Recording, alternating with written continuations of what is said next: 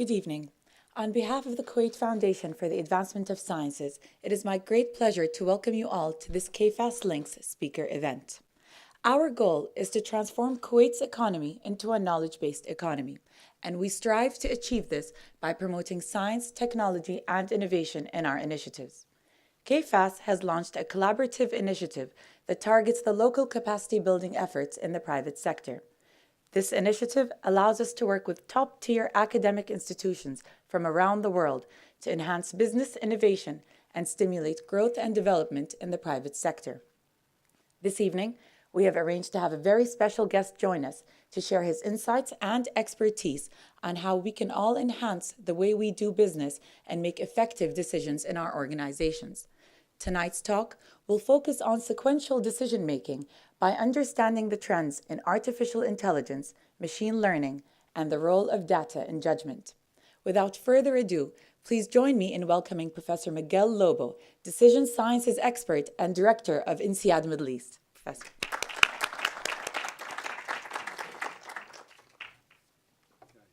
Hello, good evening. Thank you for having me, and thank you for the lovely introduction. So I want to talk today about a topic that has been probably on the news, has been on the news quite a bit, and many of you have certainly run into it.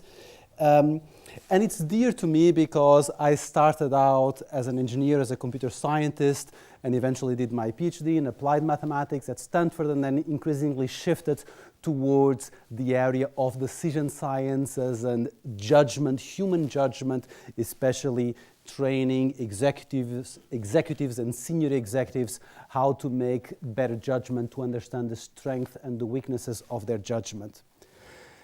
But lately, artificial intelligence and data has been in the news quite a bit. So I want to do a couple of things today, to talk a little bit about what's going on, what's different now, what's all the buzz about, and how does that link to judgment and what we know about the strengths and weaknesses of judgment, and what can we expect over the next 20, 40 years, and what does that mean for what we should be doing now. I want to start with the following question for you, a little challenge. Suppose you decide to buy a laptop, a reasonably affordable laptop. Buy a nice laptop with a nice graphics card. I looked up this one. It's about $1,350. The important thing is that it needs to have a good graphics card, which is where a lot of the computing power in computers is now, the ability to generate these three-dimensional surfaces very quickly requires an enormous amount of computational power. So these things have become reasonably cheap. And here's my question to you. Suppose you can go back in time, take this cheap laptop, about $1,000, and you can go back in time.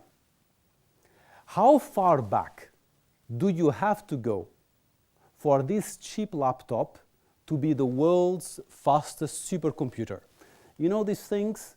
This is the Cray one from 1971, from Seymour Cray, a legend in the industry. It was just an amazing machine, plenty of examples that we've all seen, these things that fill entire basements. They're used by the US nuclear research labs, by the NSA to do cryptography, by banks to do all sorts of algorithmic stuff in finance, by car companies to simulate airflows around cars, and same thing for planes. So what's your thoughts? Anyone wants to take a guess? How far back do you have to go for your laptop to be the world's fastest supercomputer? 1985 to 90s? You say around the 80s, so you're betting for the 80s. Anyone thinks, no, you have to go further back? 2 years. Okay. 2 years. 2 years back. That's not very realistic. I mean, it's the same computer, right? So, it's... Well, technically it's floppy disk, yeah? Yeah, what would you say? I would say around 95. Yeah. So those are good guesses. But here's the answer. So for every 20 years, computing power has been increasing by 5 orders of magnitude. The current fastest computer is actually at the National Supercomputing Center in China, the Sunway Taihu Light. What does this mean? Well, the laptop that I showed you, that I just showed to you, about $1,000, has about 4 teraflops. That is, it computes, there's mega is a million, giga is a billion, and tera is 1 million million, that is a trillion floating points operations per second. That is, every second it can do 1 trillion floating points operation, in this case 4 trillion floating points operations. And that means that in 2001, a $1,000 laptop of today in 2001 would have been the world's fastest supercomputer. These giant machines, at this time it was the ASCII white and ASCII red, these machines that fill a room as big as this or even bigger. In 2001, a cheap laptop of today would have been the world's fastest supercomputer, right? This is rather mind-blowing. Now, your guess, who said 95? You said 95, right? So in 95, something more interesting happened, which is your cheap laptop in 95, in your bag, you would have as much computing power as all the world put together. This is the sum of all of the top 500 supercomputers in the world, right? So in your bag, if you could go back about 25 years with a cheap laptop, you have as much computing power as the whole planet is available to the entire humanity. So this is remarkable. This is not small stuff. There's something really big happening. What's interesting is to think about what happens for the next 20 years. What about the next 40 years? Okay, so we can crunch a lot of numbers, but what numbers how much data are we talking about? So here's another question. So I looked up on an online website the cheapest hard drive I could find in terms of cost per megabyte of storage.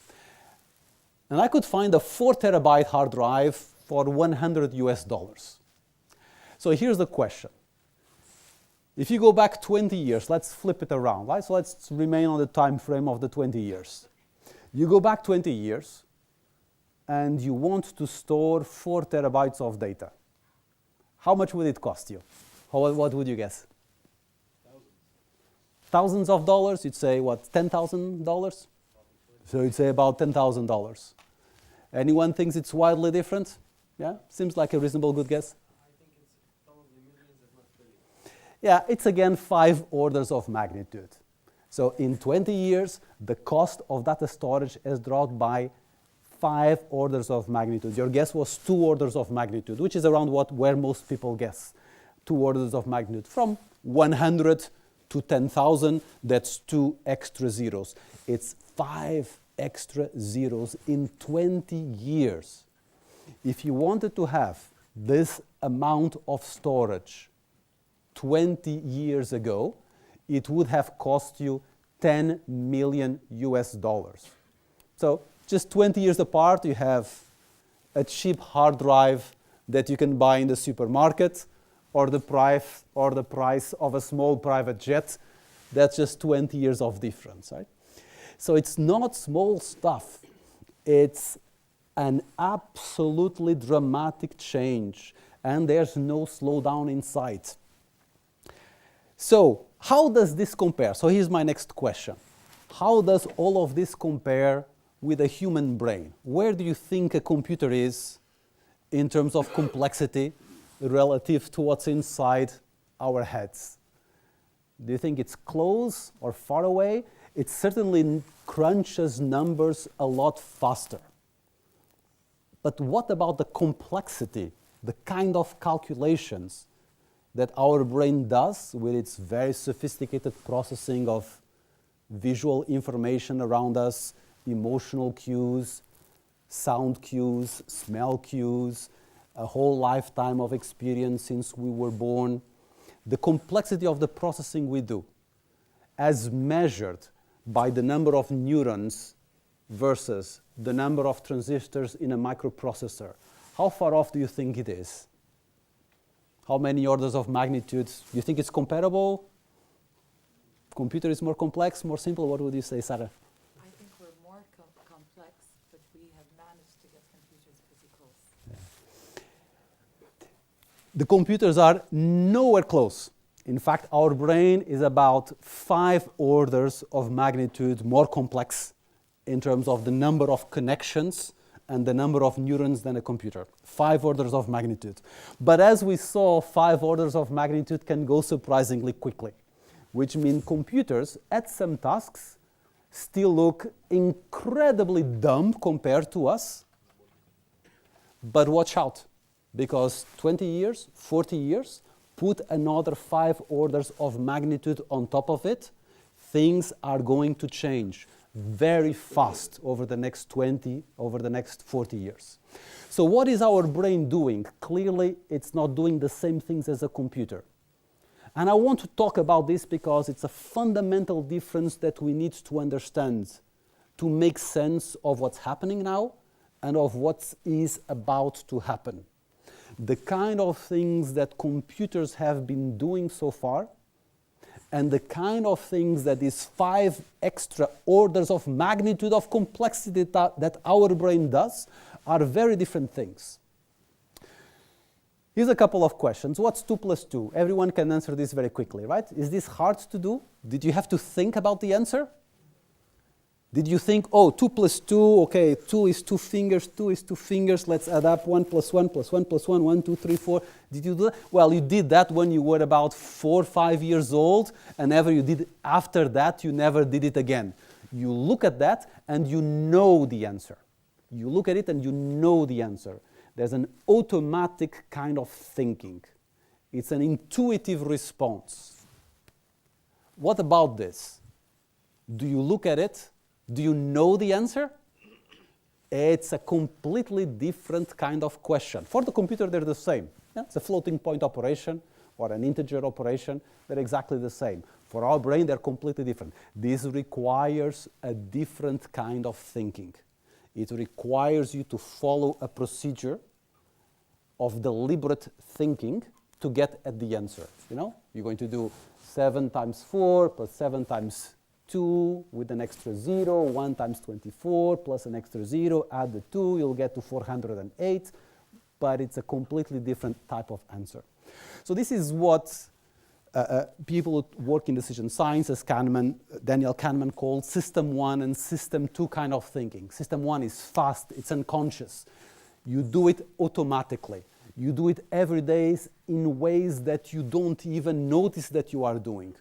We take incredibly complex decisions on an everyday basis, decisions that to us seem effortless, that for a computer are just absolutely impossible to do at this point. And to us, they seem completely effortless. System 2 kind of thinking is the one by which you need to think consciously about how you are going to arrive at an answer. You need to follow a process. These take effort. I need to multiply 24 by 17. I need to remember what the algorithm is. I need to follow the process. The computer does this very well because if you can specify the procedure, the computer can follow the procedure. And it can follow the procedure much faster than your brain can. But if you're dealing with judgment, with intuitive kind of thinking, making sense of a complex environment, then the roles are flipped. The computer is completely lost. Your brain does it like breathing, like it's a natural action. Here's other examples. Understanding a simple sentence. That's very easy for us. The weather is nice today. You don't need to think about what I just said. You know what it means. Getting a computer to understand language is an insanely complex task. On the other hand, if you need to follow a logical argument to check whether it's logically sound, that's hard work for us. For a computer, as long as you encode the rules of logic, no matter how complex the argument, the computer can follow the rules and get to a conclusion in a straightforward manner very quickly, much faster than we can. Other tasks, driving a car on the road.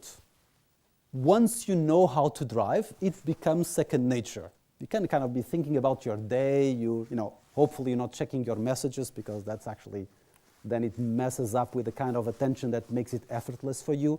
But you can be distracted and thinking about other things. It doesn't feel very challenging. You don't need to put a lot of effort into it. Otherwise, you wouldn't be able to drive for 2 hours. You'd be completely exhausted. On the other hand, if you need to park your car into a tight spot where you need to reverse and figure out the angle to get it in there, that's really, really hard, right? Because you need to think about, well, if I turn the wheels, where does the car go, right? It's a complicated geometric thinking. For a computer, it's completely the other way around. Programming a computer to park a car in a tight spot is just, it's a piece of cake, you know? Just follow the rules of geometry, and the computer puts the car in an incredibly tight spot without touching anything around very, very quickly. On the other hand, you try to get the computer to drive a car autonomously. People are putting billions of dollars into it right now, and it's hard. Every year, everyone says, oh, in a couple of years, we'll be able to do it. And the next year, they'll say, oh, in a couple of years, we'll be able to do it. And the next year, they say, oh, in a couple of years, we'll be able to do it. It's really, really hard. The simple driving that's so easy for us. So this has to do with what we do naturally, do well, intuitively, naturally. You look at this and figuring out what's close and what's far. We look at the image and we know. Getting a computer to look at an image and make sense of what's in the image is just incredibly complex. An enormous amount of money and research is going into this right now because the potential rewards are very large. But it's been grindingly difficult work. You start building all these systems and adding sensors. We do it so easily with just a pair of eyes. You put all these sensors on the car, these radars and all these high-resolution cameras and all sorts of angles, and still it's so hard. Do you recognize this image? This was in the news recently. Uber. This was the Uber accident, right? So you look at this, and you know what's in the image, right? You see this, you hit the brake, right? It's like you don't even need to think. This is in front of you. Well, the computer looks at this, and it's kind of confusing because the top part is dark, and what's these half circles at the bottom? That doesn't make sense, and the computer just ignored it and drives straight into the person walking the bicycle and kill this person. A task that for a human being is so easy is incredibly hard for a computer. So our judgment, our intuition, is like a superpower as far as a computer stands. The ability to process complex information, judgment, and intuition. That's where the extra 5 orders of magnitude in complexity of your brain, that's what they are doing. Making sense in a very intuitive and natural way of complex environments, right? So it's a superpower you have. But it's a superpower you need to nurture. I want to spend the next 10 minutes just talking a little bit about the vulnerabilities of judgment. This is going to be important in the context of what we are talking about because, look, if it's the one great virtue that human beings have and will have ahead of computers over the next 30, 40 years, understanding and nurturing this advantage is going to be incredibly important for people to find the jobs where they will be, for human talent to complement what machines can bring. So let's talk a little bit about the weaknesses in judgment. Here's a question for you. Very simple, intuitive question. What do you think is more dangerous? Shark attacks, or you're walking down the street and there's a plane flying over you and a piece of the plane comes loose, it falls down to earth, hits you on the head and kills you? What do you think? Shark attacks? Yeah, clearly shark attacks are much more dangerous, right? Everyone feels that way? It should feel that way to you. Here's the answer. Falling airplane parts are 30 times more people than shark attacks. 30 times more people. Do you know how many people get killed by sharks? Not in the United States, in the whole planet every year. How many people get killed by sharks? Any guesses? Sorry? 100? 1,000? Even that is a gross overestimate. The long run average is about 2 or 3 people every year. Last year was terrible. I think 5 people got killed last year, which was very unusual. Maybe it's global warming or whatever it is, but the long run average is 2 or 3 people. I could pick the most absurd and embarrassing way to die. That would be more dangerous than sharks.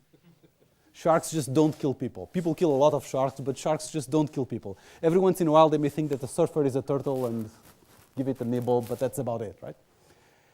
Why do sharks feel so dangerous? Where does such a big bias in your intuition? We just said that intuition is a superpower, but here's a way that your intuition is just so completely wrong. Why is it so wrong? Yeah, have you ever seen the Steven Spielberg movie, The Deadly Bolt Falling from the Sky? No, that movie doesn't exist. What exists is the movie Jaws. There's a whole Shark Week on the Discovery Channel, right? It looks dangerous, it feels dangerous, but most importantly, it's available to you. This gets to the question of how do we form judgment? Where does intuition come from? It comes from experience. It comes from how often have you observed this stimuli, how often have you observed this phenomenon, how often have you heard about a certain thing happening. Experience informs intuition and judgment. If your experience is biased in any way, your judgment becomes vulnerable. Because of what the media reports, because of the stories that we choose to tell, the way we perceive the world hardly ever is the way the world is. Because information doesn't come at you in a neutral way. It comes at you in a biased way. And remember, it's experience, it's exposure to stimuli, it's exposure to experience that forms your judgment, the basis for this superpower that your brain has. Here's another one. So I was thinking of Jeff and the phone rang and it was Jeff. Oh, telepathy exists. Have you heard this story? Have you heard somebody tell you this? Yeah? Have you told it yourself? Yeah? Have you said it? Yeah? Who was it that was calling you? No, it's like several times. Yeah? You know, like I think of someone and then it's like, oh God. A call, yeah. Well, tell me a person in particular. My sister. Your sister. Your sister calls. Are you thinking of your sister? And your sister called. Oh, telepathy exists. It really feels that way, right? There's something about your intuition, the way you remember your experience, that makes you feel that that's the case. But here's the thing. So suppose now you say, well, I'm going to forget about my feelings and about my sister. Let's look at it as a computer would, as a data scientist would. What would you want to know to answer this question of whether telepathy exists? You know, you were thinking about your sister and your sister called. But what other data would you want? Yeah? Other examples? But let's just focus on her sister. What else? How often does your sister call you, right? What else would you want to know? What time does she call you? Yeah, how often? How often do you think of your sister? Basically, you can do, if you hire a management consultant, they will do a 2x2 table for you, right? Which is what management consultants do. And which is, how often were you thinking of your sister? How often were you not thinking of your sister? How often did your sister call you? How often did your sister not call you? And then you look at what fraction of times do you fall in each of these 4 tables. Now, that's how you would approach if you were doing it in a data-driven way. Now, does your brain do that? It feels to you that your brain does that. When we think about our memory, we experience our memory like a video recording. There's that camera recording my talk now, and you feel that the way you remember the past is like a video recording of what was in front of you. Your brain is lying to you. That is not the way your memory is recorded and stored and recollected. Your memory is highly selective. Do you remember how you brushed your teeth 5 days ago? It's completely gone from your memory. But important moments on your life that may have happened more than 10 years ago can remain sharply remembered in your memory. What is it that triggers memory formation? What is it that shapes your sense of what the world is, of how often something happens? What is it that triggers memory formation? Any guesses? What activates memory formation? How does the brain decide that this is something I should remember? Emotions is the answer. Emotions. The storing everything in your memory would be highly inefficient. Your brain would become overloaded with information, or important things would be remembered very poorly. The brain is incredibly efficient about remembering some things in great detail and others forgetting completely. How does the brain decide that something is important to store? There's an emotion attached to it. So what happens? Well, your sister calls you. You are not thinking of your sister, and your sister calls you. What do? Well, you talk to your sister and you hang up the phone. You were thinking of your sister and your sister does not call you. Oh, my sister doesn't love you anymore. No, I mean, just you were thinking about your sister and then you think about something else. Now, you were not thinking of your sister and your sister does not call. Well, I think technically that's called life in general, right? But then, one day, you are thinking of your sister and your sister calls you and whoa, something that strikes an emotional nerve makes you remember that moment. So the way our judgment, our intuition of what is true and what is not gets formed becomes naturally biased in all sorts of ways. It's a superpower, but it's a vulnerable superpower. And understanding those vulnerabilities is the key of making it as effective as possible. Because what's going to happen next is everything else will vanish from your memory, and this is how you will remember your lived experience. This will feel true to you. Your intuition will tell you this is true. You are not lying when you say you experience that as true, because it's true. In your brain, that is remembered and experienced as true. So understanding these weaknesses is fundamental. We do this in a business setting all the time. How do most executives take business decisions? I know a guy who started a business in this particular industry, in this particular market, and he did incredibly well. Let's do a business of the same type. What's wrong with this style of decision making? It's the same thing. You are looking just at one square. What about everyone else who started a similar business and lost their shirt? What about everyone else who started a different business and did even better? We get so focused on the one square, on the one story, on what strikes an emotional chord that we forget about the other squares. So understanding these vulnerabilities, let's see, I'm running a little bit short on time. I want to get to something else, so I'm going to skip some here. But actually, let's do just one more to talk about the ways that you need to nurture this superpower that you have, which is your judgment and your intuition, because it is far more vulnerable than you realize.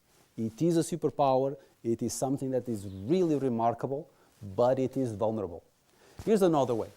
Suppose I give you the following choice. You have some investment to make, whatever it is, or maybe you're negotiating some bonus, whatever it is. But you have two options.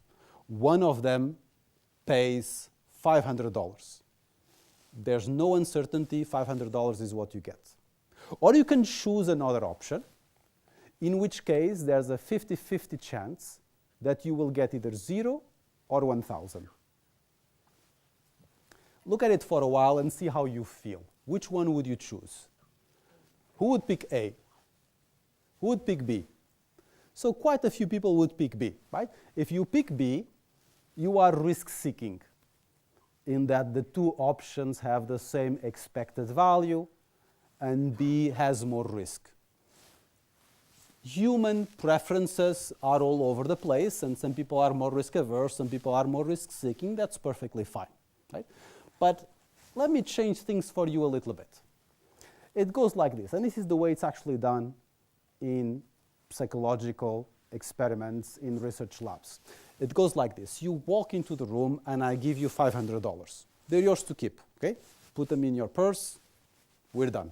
Now, before you walk out the door, I'm going to give you the following choice, okay? The $500 reward, conversation's over about the $500. Now, if we're doing this in a psychology lab, now I will make you play some other game, which will just be a distraction. We'll have a conversation about something else. And as you are about to leave, I'm going to offer you the following choice. Look, you can just leave and go home, and we're done with our little experiment. Or if you want, we can flip a coin, and if you lose the coin toss, you give me $500. If you win the coin toss, I give you another $500. Do you want to flip the coin? Yeah. It feels very different now, doesn't it? Doesn't it feel so different? And yet it's exactly the same. The exercise, the two stories, 500 versus a coin flip of 0 and 1,000, or I give you 500, and then we can flip a coin, and you might lose 500 or win 500. They are exactly the same scenarios from the point of view of your net final financial position and from the point of view of the uncertainty and the probabilities. They are exactly the same. Don't they feel so completely different? In this case, yeah, most people will be close to indifferent between the two. This one, do you really want to flip a coin where you might lose 500 or win 500 depending on the outcome of the coin toss? That doesn't feel right. Notice just how by changing slightly how I frame the story, how I frame the reference point, your feelings, your intuitive judgment, your feelings about what is the right decision just change so completely. Whoever frames the choices for you, the way the reference point is set, what is normal, what is zero, what's mine and what's yours, what's the reference point? If you give somebody else control over that narrative of the choice of reference point, they can change in an absolutely dramatic way your sense of risk, your willingness to take a risk. So let me skip a couple and just say, yes, it's a superpower, but a vulnerable one, and one that we need to nurture, that we need to learn to nurture at all levels of education, at all levels of executive decision making. So how are computers doing with this stuff, right? So now let's talk about what's happening with artificial intelligence and judgment in complex environments. You know, all this money going into reinforcement learning, deep artificial intelligence, self-driving cars. Where are we with that? So the joke in the 90s and in the early 2000s was, well, neural networks and artificial intelligence are the future, and they always will be, right? That was the joke, saying, well, it's the future, but it was a promise that would never come. How are we doing? So let me mention a couple of important episodes, very important events in the history of artificial intelligence. The first one comes from chess. So a very old game, the first textbook on how to play chess was actually written in Arabic literature in the 9th century, so it's a very old game. It's been a benchmark for human intelligence since that textbook in the 9th century until now. So for about 1,000 years, it was a reference test of human intelligence. Until 97, something happened that some people said would never happen. IBM with Deep Blue beat the world's top chess player. Kasparov got beaten by Deep Blue in 1997. Was very unsettling. If you were a chess player, this was very unsettling, right? Something that some people said would never happen. Kasparov still managed sometimes to get an edge by using intuitive play, intuitive strategy about board position, but just the brute force of searching the tree, the decision tree of moves to make that the computer could do, completely overwhelmed Kasparov. Out of 6 games, he managed to win 1 by using some clever positional play, but the brute force research was just too much for him. But there's something about what happened in 97 that was somehow comforting, which was if you asked the IBM software engineers, why did Deep Blue make this particular move? They could give you an answer. Because Deep Blue was following a system 2. Remember system 1 and system 2? This was system 2 kind of thinking. Deep Blue was following a tree search procedure. For tic-tac-toe, everyone knows tic-tac-toe, play the crosses and the circles. You can look at the tree search. You can start by playing in the middle, on the edge, or in the corner. If you play in the middle, then the next player can play either in the corner or on the edge, and then you can follow the tree search from there and figure out what happens at the end of it, backtrack up on the tree, and figure out what the best move is. This is system 2 kind of thinking. You follow a procedure, couldn't be very complex procedure. Deep Blue could do an incredibly complex and deep tree search, but it's a procedure. If you ask the IBM engineers why did Deep Blue make a particular move, they can go and inspect the decision tree, the search tree, and give you an answer. Well, it's because if I played this, he would have played that, and if he played that, I would have played that. They can answer the question. Let's move 19 years forward. After Kasparov was beaten by Deep Blue at chess, people started paying more attention to the game of Go, which is traditionally played in China and Japan. And this was a game that people said a computer would never beat a human at because the search tree is just too difficult. In any given play, you can put your piece in any cross of the 2 lines. There are 19 by 19 positions. That's 361 places where you can put the first piece. Think of a tree that on the first level has 361 branches.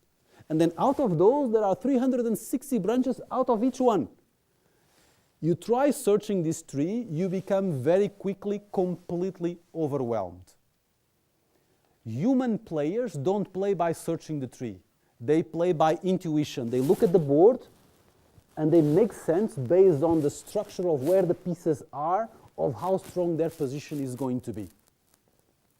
It's all about territorial games. When you circle an area, you capture that area, so it's about how much territory you have in the end. In 2016, DeepMind, which was a startup that was acquired by Google, set up a computer called AlphaGo, and AlphaGo played against the top human Go player, Lee Sedol, a South Korean. You know what the result was? A complete rout of the human player by the computer. This was incredibly unsettling. Just 2 years before, many experts were saying, this will never happen, not in our lifetimes. And suddenly, a computer beats the top human player at a game where the search tree is completely impossible. How did they do it? If you ask the question, why did you play that move? Ask Google or DeepMind engineers, why did AlphaGo play this move? You know what they'll tell you? They don't know. They don't know. The best answer they have is, it was the computer's intuition.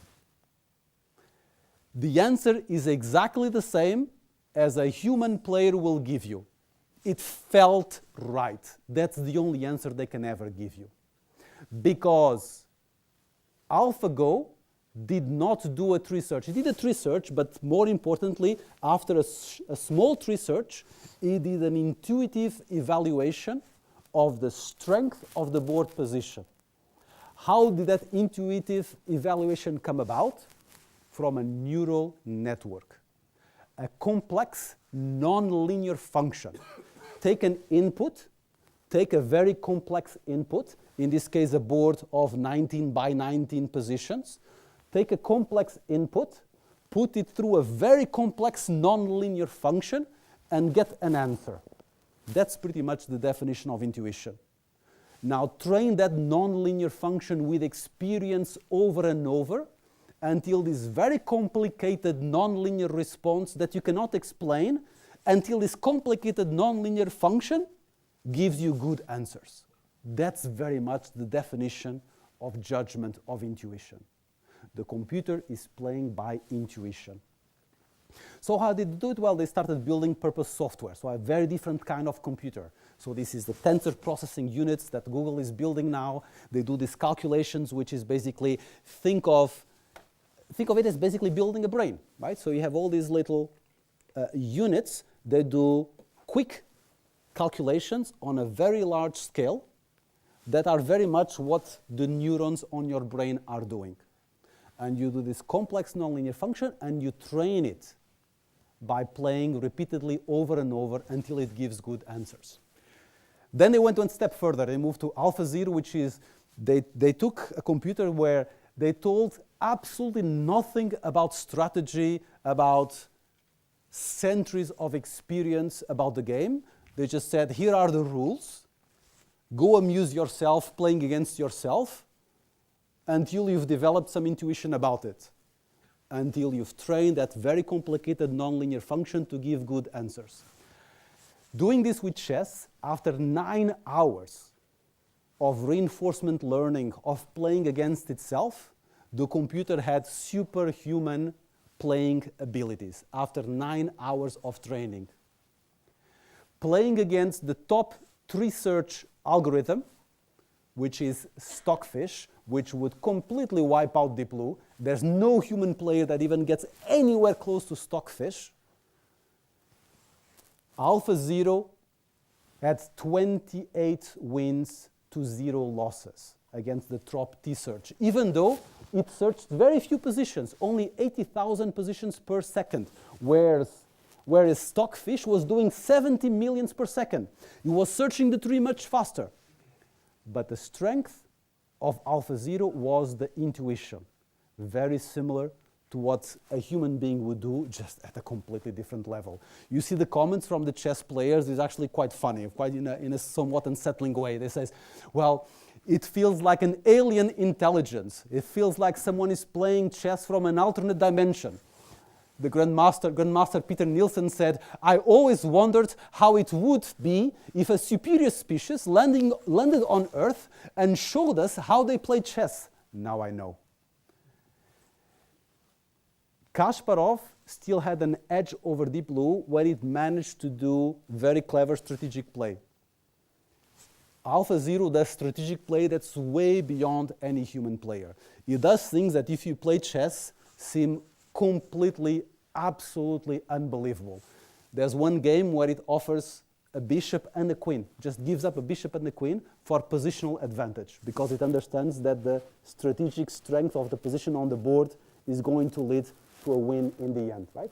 If you've played chess, you realize just the depth of intuition you need to have to be able to do this. It's an alien intelligence. It's just way beyond us. So if you remember the plot of evolution of computing power, it seems like it's slowing down at the end, right? Well, it's really not. It's just that people are shifting. This is basically traditional floating point operations, system 2 kind of calculation. The focus now is going somewhere else. The focus now is going to this system 1, building system 1 type of thinking into computers, creating supercomputers that can develop intuition. Still very far away. Remember, still 5 orders of magnitude, but 5 orders of magnitude are going to go by quickly, right? So over the next 30 years, over the next 30, 40 years is when the complexity of these computers will match roughly a human brain. And then you have system 1 type of thinking with the same level of complexity that we have. So you don't hear that joke anymore, right? So over the past 5 years, that joke is completely gone, right? It's just, I haven't heard it in over 5 years, right? For about 10 years, right? So now people think that, you know, general AI, there's a strong consensus that's coming. What's general AI? It means the kind of artificial intelligence that's not just about system 2 kind of thinking. It's not just about, here's the procedure, follow the procedure. You can do it much faster than a human being and much more reliably. Please follow this tree search procedure. Please follow this data sorting procedure and give me an answer. Please follow this computer simulation for fluid flows around an airplane and give me an answer. It's not just, I give you the procedure, you do the calculations, you give me the answer.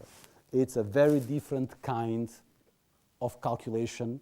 It's system 1 type of thinking. It's building intuitive responses and judgment into machines. We're still very far away, very far away. You start seeing it showing up. The quality of machine translations from Google Translation.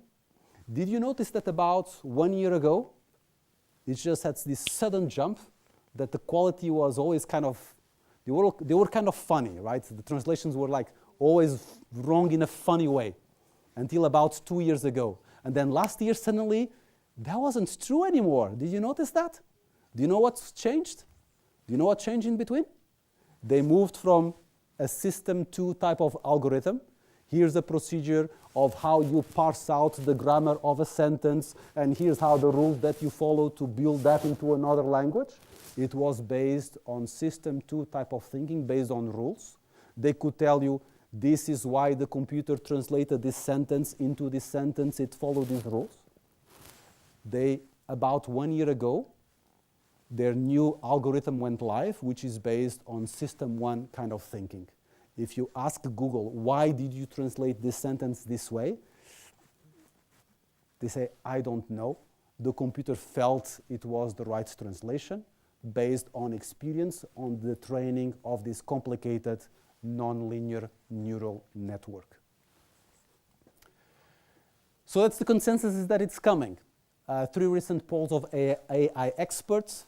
One they say, well, in 45 years, a 50% chance. Another one said, by 2040, a 50% chance that computers will achieve human-level intelligence. And in another poll, 75% say, well, it's coming at some point, and the answers range from about 10 to 100 years. So when the world's top chess player and world's top Go players are computers, that's kind of unsettling if you're into chess or you're into Go.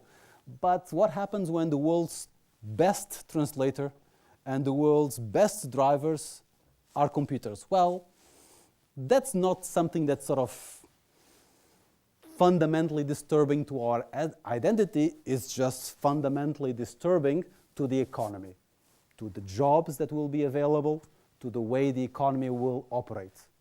Fundamentally, it's a really good thing, because if fewer people can do more, there's more wealth for everyone. It's potentially an incredibly bonanza for humanity as long as we use it wisely, as long as we worry about training people to do jobs that they can do, as we worry about the impact on inequality and so on. But what happens when the world's top lawyer and the world's top CEO are computers? It becomes incredibly disturbing. When the world's top scientist and the world's top professor are computers. Not just that they can follow procedures, but that you can judge the emotion, the feelings of people in the room in order to engage them. At some point, a computer will do that much better than me. I don't know if it's coming in my lifetime, but it's coming in the lifetime of my children, for sure. When the world's top novelist and the world's top poet are computers. When the world's top politician is a computer. We are going to, for us, this is still somewhat of a theoretical question. For our children, it will be a very concrete question that they will have to worry about. For us, the questions now are around this range. The fact that automation of increasingly sophisticated tasks that involve a little bit of judgment is going to become increasingly possible. That will be incredibly disruptive over the next 10 and 20 years. The 20 years after that, things will get a little bit weirder. The 20 years after that, they will get really weird. So what to do? So for the next 20 years, what would I say? Well, what do I know, right? So I can give you some thoughts on this. One is that we need to think about the impact on people and how do we change, how we develop ourselves and how we train people. And we need to think about how we manage the machines. So it's about the education, train people for better judgment. It is still a superpower that we have that's far beyond computers, but it's vulnerable. But because it is the one superpower that we have over computers, the importance of being aware of its weaknesses and of making it better is going to become all the more important. Increase the focus on training people for better judgment, better creativity, better independent thinking. Before you could train people for jobs that didn't require independent thinking because there were a lot of them. In 20, 30 years, they are going to become scarce. We need to train people for the jobs that will last much longer than the ones that are just about routine. Relationships and values. Dealing with other human beings will remain for a very long time something that a human being does much better than a computer. So training for, even within people that do science, that do engineering, the component of collaboration, of managing relationships is going to become increasingly important and increasingly the differentiator between a high-paying job, a high-value job, versus a job that can be easily automated. And then on the machines, we need to make sure that there's an awareness in the new generation coming up, an awareness and understanding of this technology so that it can be managed. And of course, there's the political aspect. As AI becomes more important, ensuring diversity, that there isn't just one single player that dominates it, is going to be essential for all of us. We need to make sure that there are multiple centers of excellence so that there is a balance, so that there is a market, that there is a check and balances to make sure that this is deployed for the good of us all, for the good of humanity, right? And of course, governance and the governance and control that come with it. That's my comments for today. I'm happy to take a few comments. I'd love to hear your thoughts on this, if you have it, or any particular questions. Yes, please. First of all, thank you for your workshop. It was really very, it's all new things, actually.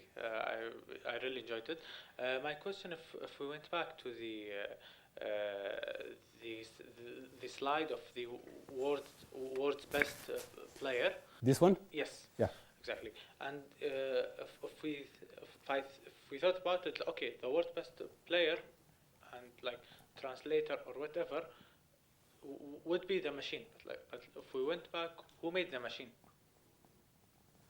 The one who made the machine is a person. So without the person, a machine would be nothing. Yeah.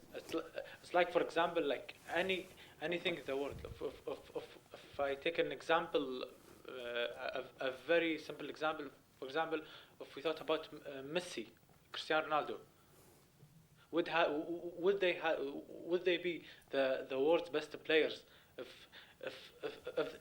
their father and mother didn't bring them to birth, and would they become the same without their coaches? No. Yeah, it's a lovely question. Excellent question. So let me give you a two-part answer. One is what's going on right now and what may happen over the next 30, 40 years. What's happening right now is that you're absolutely right. These are all systems that are designed by human beings. And even if AlphaZero learns to play chess by playing against itself until it has figured out intuition about the game that's far superior to any human being. In the end, who designed the machine and who designed the training algorithm that would execute to develop this intuition were engineers, very smart engineers, very well paid, very smart engineers, but in the end, human beings. However, there's already something happening, which is if you look at the design process, I think you have background in the semiconductor industry, right, Basama? Increasingly, things are being done with the support of automation tools. Microprocessors used to be designed from scratch. That is, there used to be an engineer that from the bottom would design exactly the layout of the semiconductor, all the connections on the semiconductor. These days, chips are designed at a very high level, and there's all sorts of software that automates all the detail. So in many ways, automation and artificial intelligence is already embedded into the process. It's still the kind of intelligence that's system 2 type of thinking. It's a process that at some point somebody encoded it, and that's it. But over the next 30, 40 years, we will probably see a change. There's a point here that I said, well, scientists, right? At some point, the very process of scientific discovery will be within the reach of artificial intelligence. When does that happen? Estimates range from 20 years from now to never. I don't believe in never. I think the most likely is about 40 years from now or so, 40 to 50 years. But it will happen. Could be a little bit longer, could be a little bit shorter. But probably within half a century, you'll get to the point where a computer can fully substitute that role of even designing the next computers in a more intelligent and thoughtful and intuitive way than what we do. Right? And then we'll have to think very carefully about how we manage this, how we integrate with our values about what humanity is, and how we control it, and what purpose does it serve, what motivations. We'll have to think about issues of consciousness and self-awareness. We'll have to think about issues of emotion. Even the rational, and when I work with students, I show them several examples of this, that in many situations where you feel that you are doing a completely objective, rational calculation, I can put you through exercises that will show you beyond any doubt that what you feel is a completely rational calculation is very substantially driven by emotions. So emotions and rational thinking cannot be disentangled, which means that motivation and emotions are in some fundamental way deeply tied even to reasoning. So in 30 to 40 years from now, these are the questions that we will be thinking about. Why do you get out of bed in the morning? Because you're motivated to do so. Why are you motivated to do so? Because you have emotions that drive you to do that. So what's going to drive a very sophisticated artificial intelligence system to do what it wants to do, right? How do you code motivations into it? How do motivations develop? How do you govern that? But it will come. It will come to pass. Probably not in my lifetime, probably not on yours, but within our children's lifetimes, almost surely. Which means that we need to start thinking about, some awareness of this. In the short term, these are not the questions to worry about. In the short term, it's about the translator, the driver, the lawyer. These are the ones that we need to worry about right now. Our children will have to worry about this. It's a war. Hopefully not. Hopefully it will be, if we work on values now, all the more reason for us to work on values now. Right? On educating for values, right? Because these things will have to be deployed, hopefully, in our children's generation for the good of us all, right? Let's, inshallah. Yes. Thank you for your talk. I wanted to ask an economical question relating to the costs of, for example, developing a person in comparison to training AI, for example, and having a person train or develop a system one type of computer. Right now, it might seem that it is mostly cost effective to train the person rather than training the computer. But let's say 10 years from now, 20 years from now, will it be cost effective to maintain that, or will people training computers sustain? The transition point will happen for different jobs at different times. And for instance, for volume translation, the switch is happening. The switch is happening right now. For high quality translation, it will probably happen within the next 5-10 years, even for high quality translations. For other jobs, it will probably take 50 years. I don't know, but it will happen at different points. It depends on the complexity. So the balance to think about is how much system 1 versus system 2 kind of thinking is there in the job. If it's mostly about system 2 kind of thinking, it's a procedure that can be encoded, we can do that right now. If it's mostly system 1, well, then the next question is, what is the complexity of the environment? How complex is the intuition involved? And it's not obvious. For instance, a driver is not a particularly high-paid job. We don't think of it as a high-skilled job. Drivers don't make a lot of money, and yet it's incredibly hard to train a computer to drive a car reliably. Right? So it's not necessarily tied to economic value. It's tied to a balance of economic value versus is it mostly process? Is it mostly system 2? If there's a lot of if there's some system 1 type of thinking involved, how complex is it, right? And the things that our brain are naturally good at will remain more economically feasible to do with humans than things that we can train a neural network to do instead. I was just wondering what your thoughts were on the idea of approaching this from another scenario. Right now we discussed the idea of the machine or AI versus human intelligence. And what are your thoughts on the scenario of the convergence of both? And if the human, as a biotech, or the human body takes on this added value of AI and kind of the integration of both? Yeah. It's a very long conversation. I'm not sure I can give you, I don't want to give you a short glib answer on that. I mean, the best short answer I can give you is that I don't know, because it's a future that's impossible to predict. But what I can predict for sure is that it's a question we will be worrying about within the next 20, 30, 40 years, yes. Sort of what are the ethical boundaries of that, and how do we make it work? And then, again, issues of motivation and emotion, and we will certainly be struggling with that. I don't think that's coming very quickly, but give it another 20, 30 years, yes, I expect that will be high on the agenda. Yes. You mentioned earlier the biases in the human brain, and so if these machines are learning from real-world data being trained, there's a chance that these biases seep into these systems. So you would have the same type of biases that a human being is susceptible to in the machines. Yeah. And so is there a way to counter that or fix it, or is that something that... Yeah, it's a real interesting question that, again, I don't have a good answer, that people are worrying a lot about right now. So a key thing is, what's the training data? That is, in the case of AlphaZero, there is no training data. The training is just experience, so there's no bias other than the one that might develop naturally because of the way the training happened to evolve. But that issue of human biases, which could be tied to things that are very problematic, like race and religion or gender or whatever it is, right?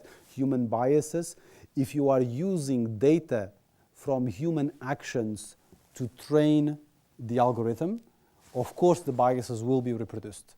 And that's a major issue right now because artificial intelligence is being used on a regular basis, for instance, in the United States, to decide on probation decisions, whether a criminal is likely to offend again or not, and therefore should they get probation or should they stay in jail. Algorithms are being used right now on a substantial scale to decide this, and they are trained, if they are trained with human decisions, which means that the biases that human decision makers had before will become permanently encoded into the system. I don't think there's an easy answer to that. It's one that people are thinking about very hard right now, including the question of how do you audit for biases these systems if, unlike the case of Deep Blue, where you can look at the search tree and say, why did you take that decision? I can audit the decision process and confirm whether there is bias or not. If you cannot answer why did you make the decision you made, then how do I even audit that there's a bias encoded into this complex nonlinear response function? It's a big issue right now, without an easy answer. Yeah. From a data scientist point of view, how do you see the ethical part of this advancements? There's tons of ethical issues, of course, right? And that was actually my main goal, to make you aware that there's a lot of ethical issues that we are having to start to grapple with right now, and that they will increase in scope enormously within our lifetime and certainly within the lifetime of our children. But do you have? I cannot give you a single answer. Is there a particular issue we can talk about? The issue of biases is a major ethical issue.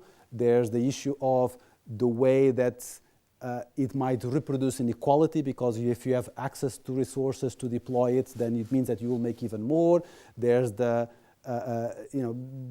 the ethics of governance. Do you have a particular? Yeah, actually, let's say the last case in Google, self-driving car, which The Uber, yeah. Yeah, killed somebody, and also the drones, automated drones that might be used in warfare. So these advancements can cause more killing, cause unjudgmental killing by just computers. So what do you think? Oh yeah, absolutely, right. And that's a number of countries are trying to move early on to ban artificial intelligence in warfare. So far without success. Sort of the major players, meaning the US and China, have been of course they have an advantage. There's a natural reluctance. Well, their argument is saying, well, they're not ready yet. What are we banning if they don't exist yet? But of course, it's a little bit of a self-serving answer. But it's definitely a question that we will have to worry about. And my basic take on this, as in the case of Uber, is that the responsibility fundamentally has to lie in the end with a human being. So legally, we got to create laws that make a clear chain of responsibility to a human being. Whatever the mechanism is, like in corporations, you have the board, you have the CEO, right? There's a whole mechanism. We've done that for corporations, right? The corporations are legal entities that take actions and are legally responsible, yet they are not a person. So there's a complex set of laws that allows you to trace back. So if the actions of a chemical corporation kill 1,000 people with a chemical leak in India, who's responsible for it, right? We created a legal framework to attribute legal responsibility for the actions of a corporation, which is not a human being, but which takes actions. So we will have the laws don't exist yet, we will have to create them. So if that's it, I'll hand it back to Sarah. Thank you very much. Thank you very much. Thank you for coming here tonight. I'd just like to remind everyone that you can download an application for KFAS Links events. You can register for these events, and I encourage you to please share this with your friends and family, and we look forward to seeing you at the next event on May 9th. Thank you very much.